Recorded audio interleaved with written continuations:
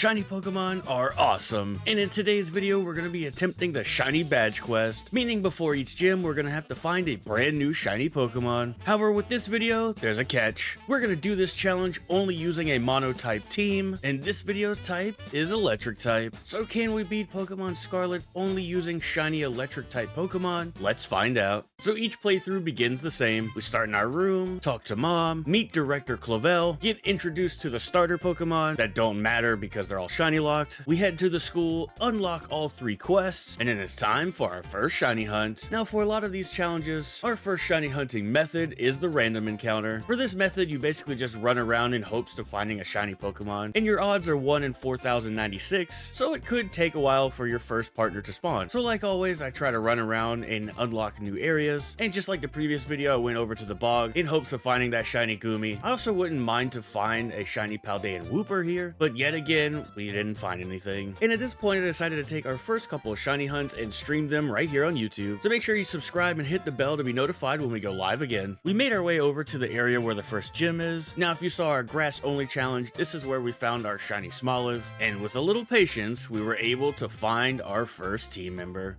Yep. 1 in 4,000. Yeah! Let's go! The internet's gonna hate the quick ball. Oh, we got it! Let's go! Everyone, meet Cotton Candy. So at this point, I decided to take the candies that we've earned and evolve them into Flaffy. Next, we bounced around some olives, and then it was time to take on our first gym leader, Katie. And when you only have one Pokemon, this battle is pretty tough. Fury Cutter does more damage over time, and in our first match, we lost. I decided to immediately take another crack at it, and by sheer luck, we were able to take down her Teddy Ursa and earn our first gym badge. And with the first badge out of the way, it's time for our next shiny hunt. Since we're having no luck on stream, I decided to try off stream and found a Palmy Outbreak. So after knocking out 60, I used the picnic method to spawn and respawn all new Pokemon, and eventually, our shiny popped up. Yo, okay. Let's go.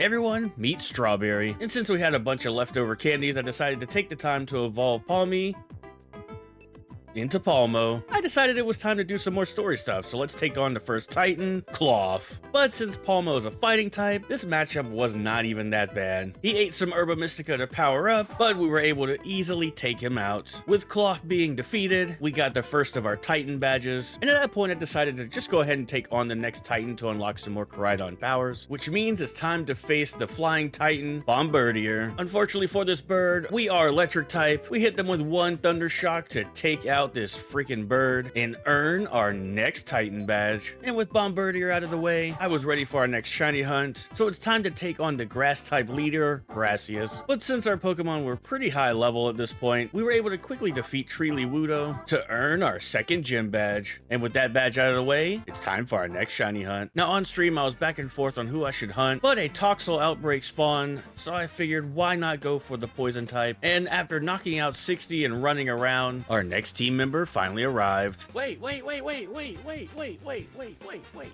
look at the little baby. Look at the little baby. Just a little baby. Let's go, dude. All right, now I gotta catch it. Let's go, dude.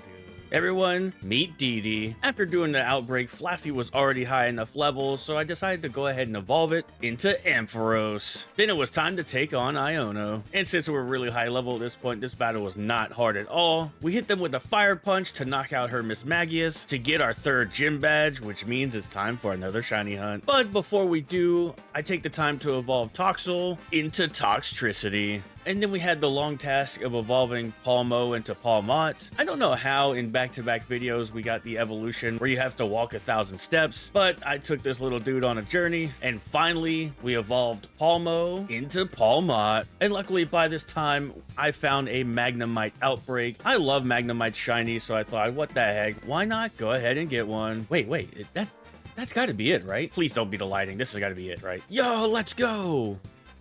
Everyone, meet Maggie. Since we got Magnemite relatively quickly, I thought it was time for another shiny hunt, so we have to get our next badge. Which means it's time to face the water type expert, Kofu. But Yeah, we're electric type. This battle was not hard at all. We were able to easily get our next gym badge, which means it's time for our next shiny hunt. There was one Pokemon I was really looking forward to getting during this challenge, and that was Rotom. Rotom has 6 different forms of all different types. There's ghost type, flying type, ice type, fire type, grass type, and water type. And with a little patience, our little light bulb finally decided to shine. Wait, that's it. Wait. Oh my god, here we go. Holy, let's go. Heck yeah, dude. Everyone, meet Chip. Now let's do some more story stuff, because it's time to face our next Titan, Orthworm. Luckily, Strawberry has Force Palm. We're able to easily knock out Orthworm and get our next Titan badge. And since we haven't done any Team Star bases, we go and defeat Giacomo. Then we turn Rotom into a washing machine to defeat Mela. We head over to the Tag Tree Thicket to take on Atticus and get our 3rd of the Team Star badges. And since I was ready for our next shiny hunt, it's time to take on the normal type gym leader, Larry. But unfortunately for Larry, our team is over-leveled. Thunderbolt takes out his Staraptor, so we collect our next gym badge, which means it's time for our next shiny hunt. I decided to roll dates to see if we could get a new outbreak, and I did find a Wattrel outbreak. Now this is one of my favorite Gen 9 Pokemon. Wattrel and Kilowattrel are so cool. And after knocking out 60, wait, that's gotta be it. Yo, let's go. What the heck, dude? Let's go. Yes, everyone meet Pico. Then we make our way up through the mountain. I turned Rotom into a refrigerator, and then it was time to take on the ghost type gym leader, Rhyme. And the reason I made him a fridge is since it's snowing up here, we can hit blizzards pretty easily. We see the cool dancing dog, then we knock out her terrestrialized Toxtricity, collecting our 6th gym badge, which means it's time for our next shiny hunt. Before that, we evolve our Magneton into Magnezone. Now I found an outbreak in the desert, and I kind of had a feeling on what it might be, and I was correct, it's a Voltorb. So just like always, we knocked out 60. Wait, yeah. Yes, let's go. What the heck? Gotta save. Definitely gotta save before we do this. Let's go. Come here, little guy. Don't roll away from me. Heck yes.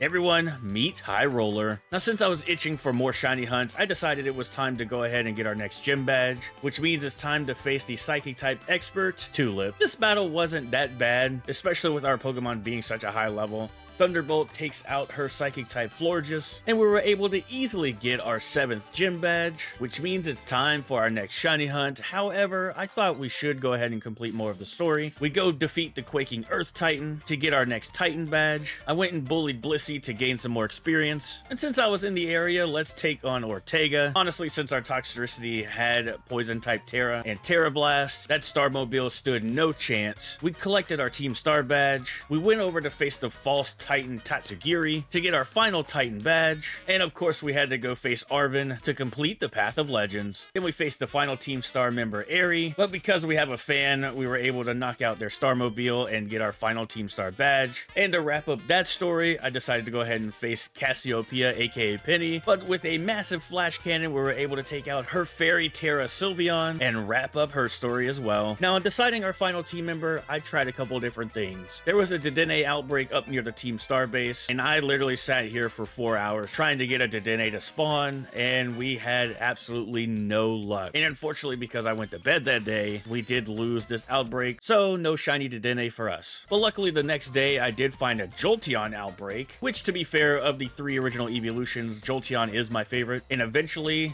this Jolteon shined. Alright, 23... Wait, that... Yo, let's go! That looks so good in this game. Heck yeah, dude. What the heck? We finally got it. That was so quick. Heck yes. Everyone, meet Neon. Then we went skiing with Koraidon, and it was time for our final gym leader, Grusha. And once again, Flash Cannon, Steel is super effective, and we were able to get our last gym badge. And with our last team member and our last gym badge acquired, it was time to go take on the Elite Four, but this was not a problem at all. We quickly made our way through them, beat the champion, we defeated Nemona, then it was time to start the way home. We went to Area Zero, beat Arven's robot mother, and that will wrap up our electric-only challenge. Let me know what types you want to see in the next video. Thank you for watching, and I'll see you all next time.